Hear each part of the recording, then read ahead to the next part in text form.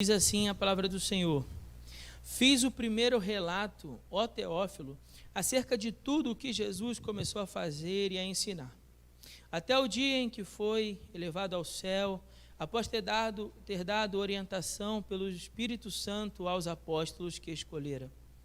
Depois de ter sofrido, apresentou-se vivo também a eles, com muitas provas incontestáveis, aparecendo-lhes por 40 dias e falando das coisas referentes ao reino de Deus. Enquanto participava de uma refeição com eles, ordenou que não se ausentassem de Jerusalém, mas que esperassem a promessa do Pai, a qual disse ele: de mim ouvistes. Porque, na verdade, João batizou com água, mas vós sereis batizados com o Espírito Santo dentro de poucos dias. E os que se haviam reunido perguntaram-lhe: Senhor, é este o tempo em que restaurarás o reino para Israel? Ele lhe respondeu: não vos compete saber os tempos ou as épocas em que o Pai reservou por sua autoridade, mas recebereis poder quando o Espírito Santo descer sobre vós, e sereis minhas testemunhas, tanto em Jerusalém como em toda a Judéia e Samaria e até os confins da terra. Depois de dizer essas coisas, ele foi levado às alturas, enquanto eles olhavam, e uma nuvem o encobriu de seus olhos. Estando eles com os olhos fixos no céu, enquanto ele subia, apareceram junto deles 2 homens vestidos de branco, que lhes disseram: Homens galileus, por que estáis olhando para o céu? Este Jesus, que dentre vós foi elevado ao céu, virá, do mesmo modo que o vistes partir. Então eles voltaram para Jerusalém, vindo do monte chamado das Oliveiras, que fica perto de Jerusalém, à distância da caminhada de um sábado.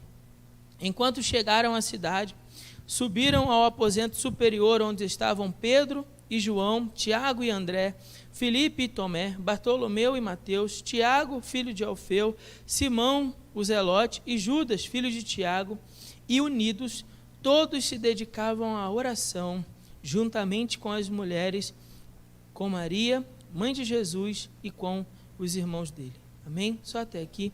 Pai, muito obrigado, Senhor, pela tua palavra.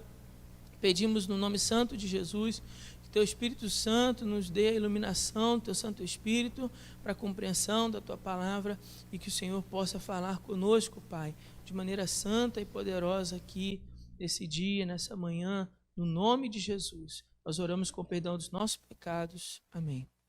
Os irmãos podem se assentar? Irmãos, nós começamos essa série de mensagens um pouco diferente. Na verdade, nós começamos ela, há 2 domingos atrás, falando em Atos capítulo 2, e hoje eu vou voltar, um capítulo, ao invés de seguir adiante, eu vou voltar um capítulo, e nós vamos então fazer uma espécie de introdução para esse livro de Atos que vai seguir nas próximas exposições aí pela manhã. Bom, o que nós estamos vendo nesse texto? Nós estamos vendo a continuação do Evangelho de Lucas. O autor do livro de Atos é o mesmo autor do Evangelho de Lucas. Porém, ao longo do livro de Atos, nós vamos ver cerca de pelo menos 30 anos após a ascensão de Jesus. Então, ao longo do livro de Atos, o que nós estamos vendo? Nós estamos vendo uma narrativa, nós estamos vendo um conto histórico de como foi o desenvolvimento da igreja nos seus primeiros anos após a ascensão de Jesus aos céus. É isso que nós estamos vendo.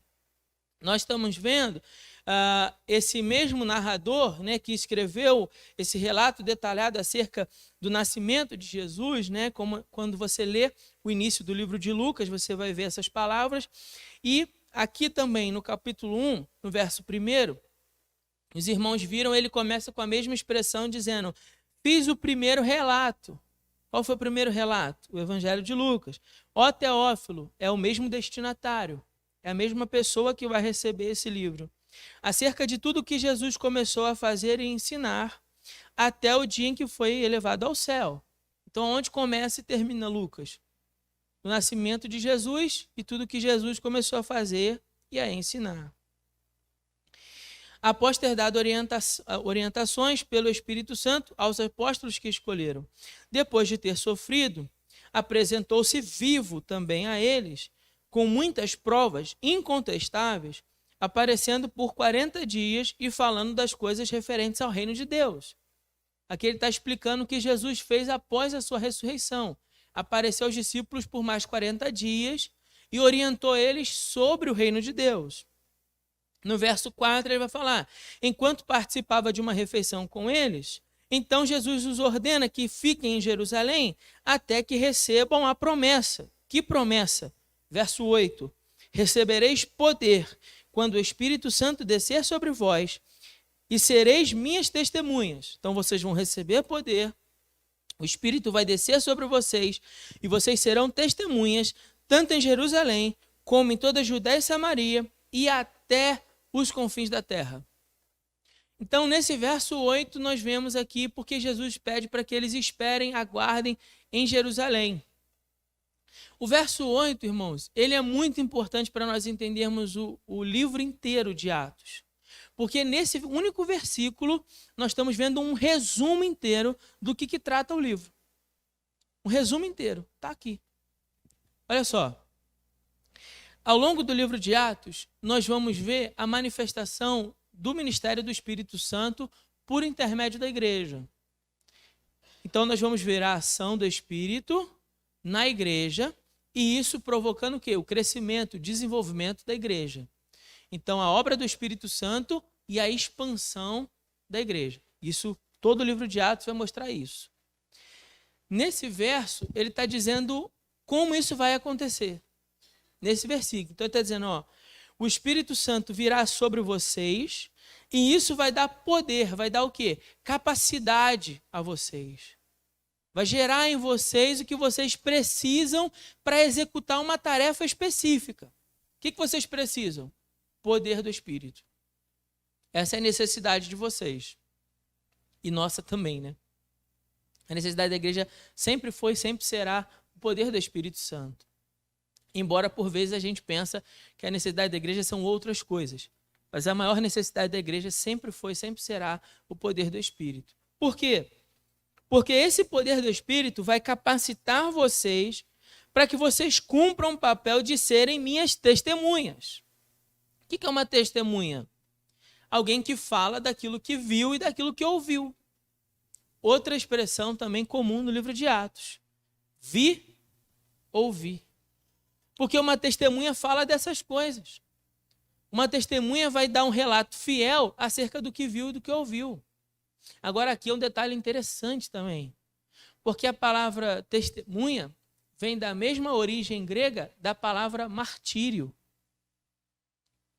Então, testemunha não é apenas alguém que fala, mas alguém que sustenta o que fala de tal maneira que, se for necessário, morrerá por aquilo que está falando. Então, a palavra testemunha no grego vem da mesma origem da palavra martírio. Daí a ideia de mártir. Aquele que morreu por aquilo que acreditava.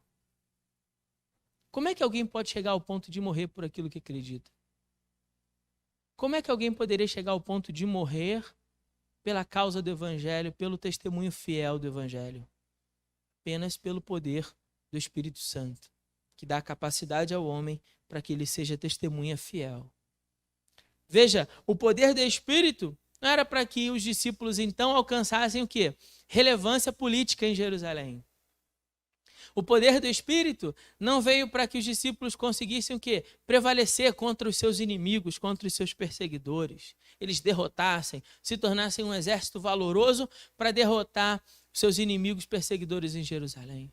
O poder do Espírito não é para a igreja ganhasse protagonismo social, fama, aceitação social. Não. O poder do Espírito era para que a igreja testemunhasse.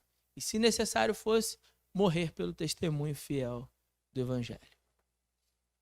Para isso que Deus conferia poder para a igreja e confere poder à igreja. Bom, o verso continua dizendo assim, tanto em Jerusalém, e nós vamos ver isso fica claro também ao longo do livro, Judéia e Samaria e os confins da terra. Essa mesma divisão que a gente está vendo aqui no verso 8, Jerusalém, Judéia e Samaria e até os confins da terra, é a mesma divisão em que nós vamos trabalhar todo o livro de Atos. Por quê, pastor? Porque a partir do verso 1, 9, capítulo 1, verso 9, até o capítulo 8, verso 3, nós vamos ver o testemunho dos discípulos em Jerusalém.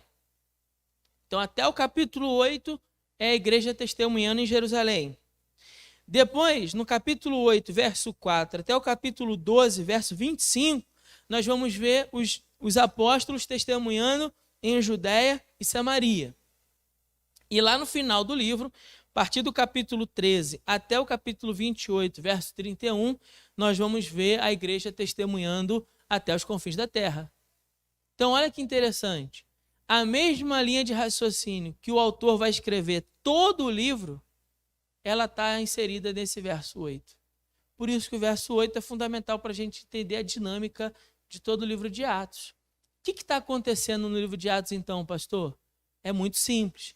Deus está conferindo poder aos seus discípulos através do Espírito Santo, da ação, da manifestação do Espírito Santo, para serem testemunhas fiéis das boas novas de Jesus. E esse testemunho fiel vai seguir uma ordem lógica. Primeiro eles vão atuar em Jerusalém, depois Judéia e Samaria, e o livro não termina. Por que o livro não termina? Porque até os confins da terra ainda está acontecendo. Então Deus ainda está chegando através dos seus missionários, dos seus homens enviados, a pessoas de todas as nações, de todos os povos. Então o testemunho das boas novas continua acontecendo. Por isso que quando você está lendo o livro de Atos, ele não tem um final. Ele simplesmente acaba. Você já percebeu isso? Ele não tem um final. Ele vai contando, e de repente ele para. E o livro encerra. Por quê? Porque a manifestação do Espírito Santo e a expansão do reino de Deus por meio da igreja não acabou. Ela continua acontecendo. Até que um dia chegou a você, até que um dia chegou a mim. E ela continua acontecendo até que chegue a outros também. Então é muito interessante nós pensarmos nesse verso 8 como essa mesma linha de raciocínio que o autor vai apresentar para nós e o coração aqui do texto, do livro, e ele vai fazer isso ao longo de todo o restante do livro. Bom, entendido isso, a gente já consegue ter uma visão mais geral sobre o livro, certo? Geral. O que a gente pode aprender com esse capítulo?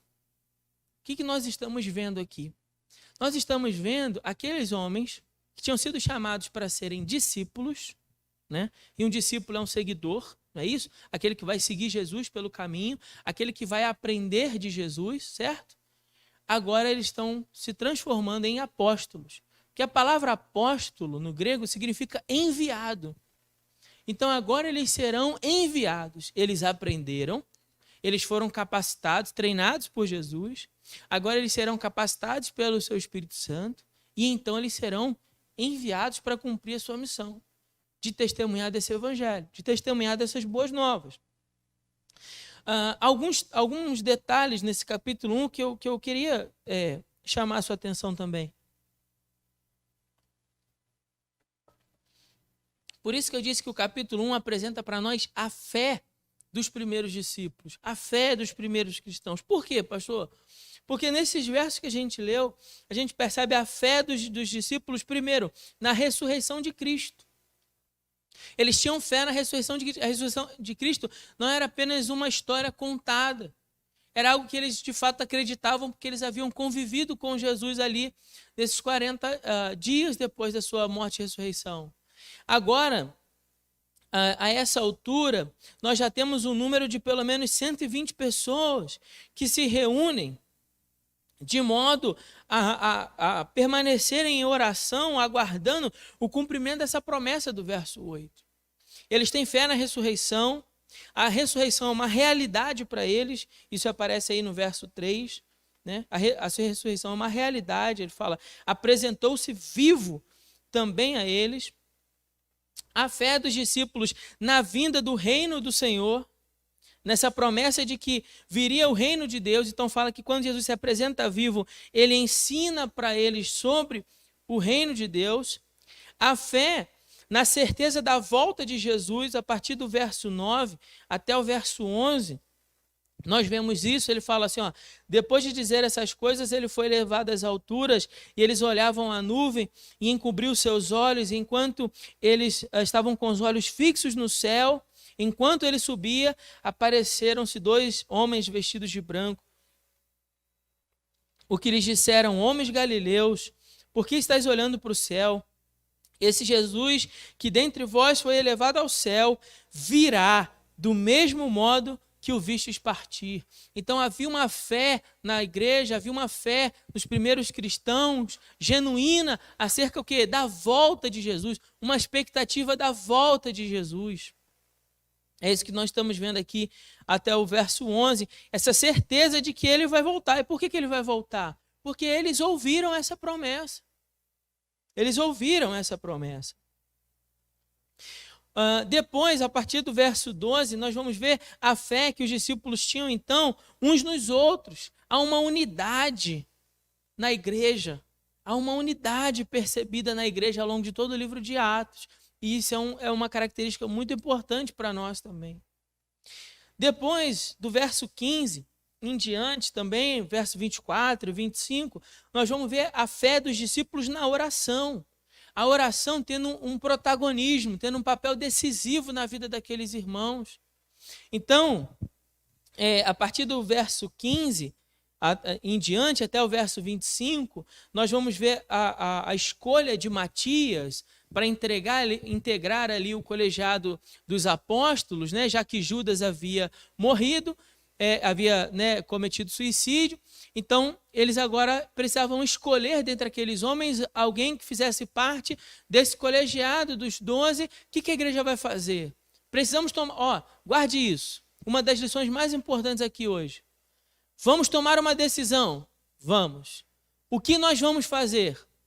À luz do capítulo 1 de Atos, vamos orar e vamos meditar na palavra, naquilo que Deus deseja que nós façamos. A igreja vai se reunir e ela vai orar e ela vai pedir direção a Deus para fazer a escolha correta, e eles vão testemunhar da palavra ali, eles vão mencionar a palavra, eles vão falar dos salmos e dos textos referentes a essa escolha dos 12. Aqui é importante porque os 12 irão alcançar as 12, representam, né, esses enviados, as 12 tribos de Israel. E então eles vão, diante dessa palavra, eles vão aguardar em oração até que Deus dê uma direção para a igreja escolher. Eu estava refletindo sobre essa palavra, irmãos, e fiquei pensando como a nossa vida seria diferente se, diante de escolhas tão importantes que às vezes a gente tem na vida, a gente parasse e orasse e fosse meditar no que a palavra diz. Como seria a sua vida se, diante de uma escolha importante para você, você simplesmente parasse, não tomasse nenhuma escolha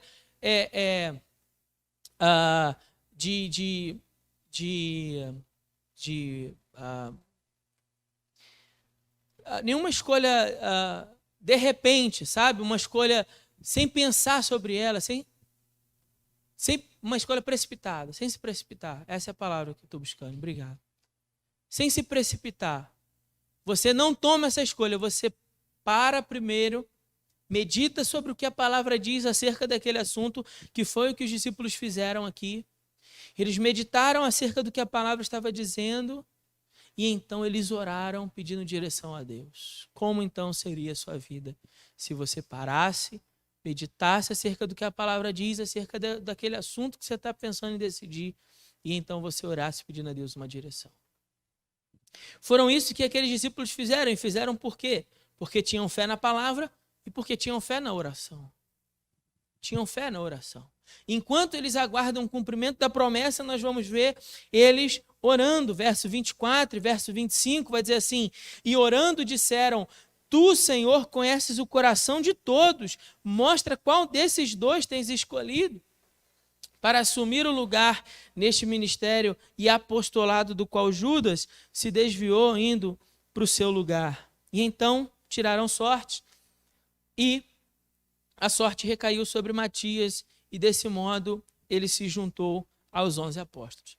Essa é a primeira vez que a igreja vai tirar sorte, mas também é a última. Porque aqui não faz mais sentido. Eles percebem que agora, né, depois da vinda do Espírito Santo, o Espírito Santo agora vive dentro da igreja, em Atos capítulo 2, ele passa a habitar dentro de nós, e esse Espírito Santo que habita dentro de nós é o que vai conduzir a congregação à tomada de decisões. Então, esse é o único momento que nós vemos os cristãos tirando sorte, né? Que era uma prática do Velho Testamento. A partir de agora, a gente não vai ver mais isso acontecer. Por quê, pastor? Porque não faz mais sentido. Como assim? Bom, o Espírito Santo, que é Deus e sabe de todas as coisas, agora vive dentro de cada um de nós, amém? Então, diante de uma decisão importante para a igreja, a congregação deveria se reunir, deveria orar, deveria meditar no que a palavra diz acerca daquele assunto e, a partir daí, então, ter discernimento para tomar a decisão. É assim que as coisas devem ser conduzidas na igreja, e nós vamos ver isso ao longo do livro de Atos. Não faz mais sentido tirar sorte. Por quê? Porque nós já temos o Espírito Santo dentro de nós. Então você não precisa, diante de uma decisão, só uma brincadeira para ilustrar aqui o que eu quero dizer, tá bom? Você não precisa, diante de uma decisão, fazer igual fazia o Chaves. Lembram desse episódio que ele pegava uma moedinha, né? Jogava lá para cima, se cair cara, você decide um A, se cair coroa, você decide B, né? Tem gente que vive assim, né? Peraí, deixa eu ver aqui como é que eu vou decidir o que eu vou escolher. Ah, não, peraí, deixa eu abrir o jornal, deixa eu ver o que diz o horóscopo. Né? Deixa eu ver o que diz, né? O parágrafo ali sobre o meu signo, né? Então, e aí a pessoa vai lá e toma uma decisão na sua vida. Não, irmãos, não. O Espírito Santo vive dentro de você. Se você recebeu a Cristo como seu Senhor e Salvador, o Espírito Santo mudou de endereço. Deixou de ser um Deus lá longe no céu para ser um Deus que vive dentro de você. Então, o que você de fato precisa não é do horóscopo, não é da sorte, né? Não é dos búzios, do tarô ou de alguma espécie, né, de vidente. Não, o que você precisa é meditar na palavra acerca do que Deus diz a respeito do assunto que você está aí nesse dilema e orar para que o Espírito Santo que vive em você, então, te dê a direção do que deve ser feito. É isso que os discípulos estão fazendo. E é isso que nós vamos ver também ao longo de Atos, eles se movendo. A oração, então, passa a ter um papel decisivo na história da igreja. Vamos nos reunir para orar. É algo importante para a vida da igreja, irmãos. Precisamos valorizar os momentos de oração, as reuniões de oração, a sua vida devocional. Como anda a sua vida de oração? A igreja estava agora sem o seu mestre. Aqueles homens estavam agora sem o seu Jesus ali, não estava mais presente corporalmente junto deles. E agora o que a gente faz? Para onde a gente vai? O que a gente deve resolver? Vamos orar. Vamos orar.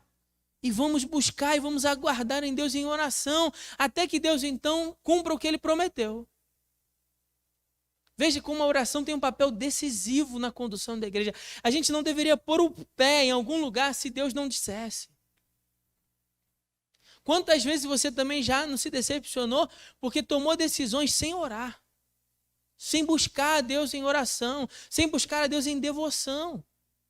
Aí depois a gente chora, a gente se lamenta, a gente se arrepende das decisões ruins que a gente toma, e tudo porque nós não dedicamos o tempo necessário à oração e aguardar o momento de que Deus dê a direção do que deveria ser feito.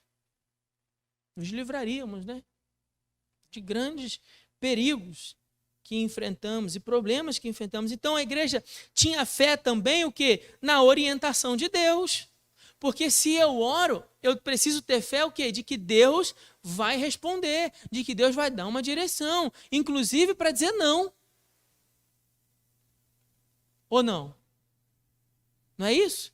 Inclusive para Deus, se você vai orar, você tem que crer que Deus vai responder. Até para dizer não para o que você está querendo. Então você está buscando algo em Deus, aí Deus fala assim, ó, o silêncio. E aí? O que você entende?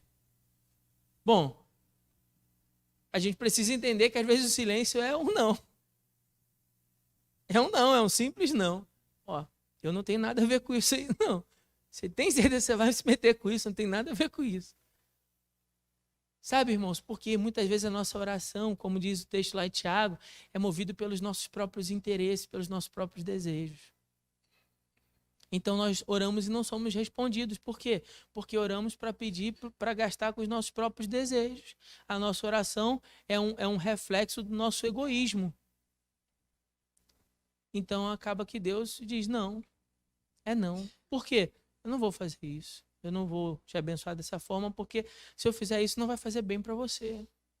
Olha que aqueles homens confiavam na orientação de Deus. Então eles oram a Deus, eles meditam na palavra e confiam na orientação a respeito do que Deus irá fazer. E naquele dia eles entenderam que a sorte ter caído sobre Matias, de fato representou uma direção de Deus de que Matias deveria ser escolhido para fazer parte do colégio apostólico. Bom, alguns vão acreditar que não, que é Paulo. Mas, irmãos, deixa eu te dizer, à luz do texto não é Paulo, o 12º apóstolo. É de fato Matias. Vamos pensar sobre isso. Primeiro, Paulo não preenche os requisitos que o texto diz. Verso 21 e 22.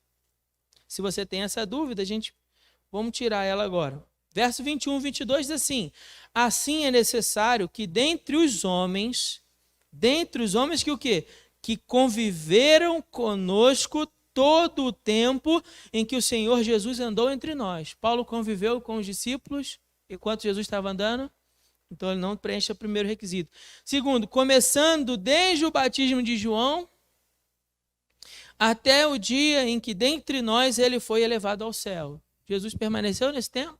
Do batismo de João até o dia em que Paulo permaneceu, até o dia que Jesus foi elevado aos céus?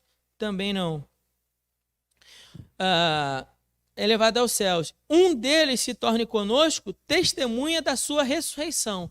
Paulo testemunhou Jesus ressurreto. Paulo até fala, né, que Jesus apareceu para ele também no caminho de Damasco, mas não naquele dia da ressurreição. E então, a partir dali, eles apresentaram 2 nomes. Então, dentre aquele grupo, né, dos 120 ali, eles chegaram à conclusão que 2 nomes tinham os requisitos. Quem? José, chamado Barsabás, também chamado Justo, e Matias. Esses 2 nomes preenchiam os requisitos. A partir de agora, eles iriam decidir sobre esses 2 nomes. Além desse argumento, temos outros. Paulo deixou claro que ele não deveria ser contado entre os apóstolos. O próprio apóstolo Paulo disse isso em 1 Coríntios, capítulo 15, verso 8, e Gálatas, capítulo 1, verso do 15 ao 24. Só aqueles 12 receberam esse chamado apostólico, né? E depois, então, Paulo se torna apóstolo na igreja em Atos, capítulo 9, verso 26 e 27, devido à intervenção de Barnabé. Então, Paulo só foi aceito pelos 12 por causa de Barnabé. Barnabé intervém a respeito de Paulo para que ele fosse aceito.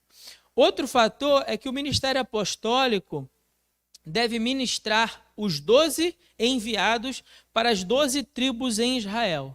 E o apóstolo Paulo declara que o seu chamado, a Gálatas 2, verso do 1 ao 10, é para o povo gentil. Os apóstolos eram para as 12 tribos. Paulo vai ser chamado para os gentios. Por essas razões, Paulo não era um desses 12 apóstolos. Consequentemente, não tinha sido chamado para as 12 tribos.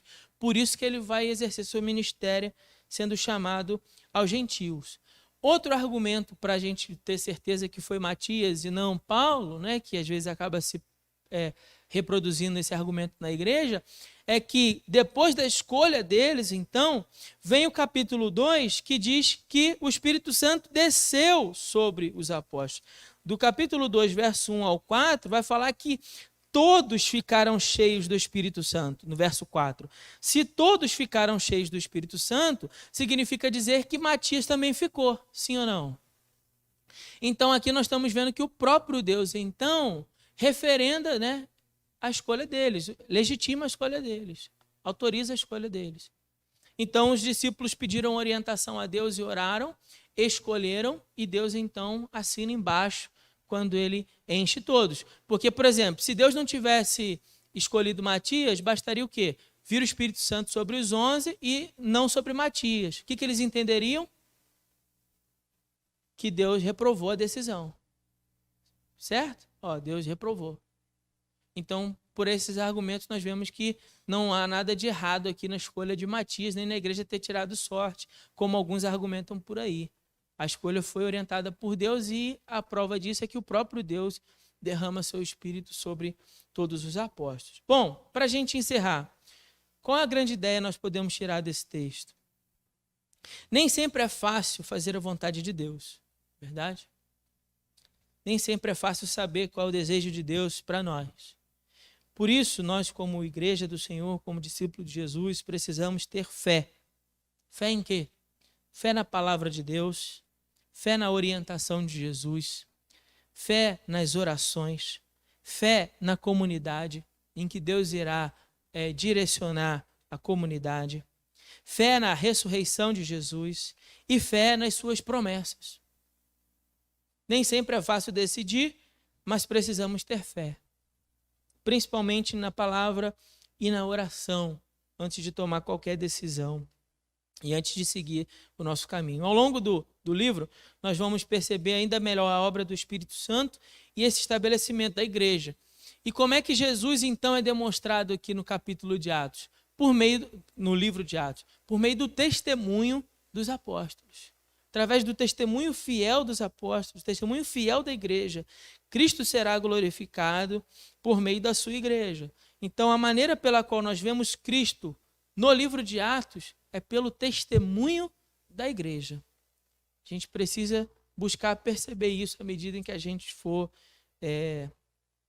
estudando os textos e aprendendo mais com o livro de Atos. Algumas palavras para a gente pensar. Espírito Santo, graça e reunião são temas chaves aí ao longo do livro de Atos que a gente vai ver e vai buscar aprender. Uma lição para hoje, para a sua vida prática. Vai tomar alguma decisão?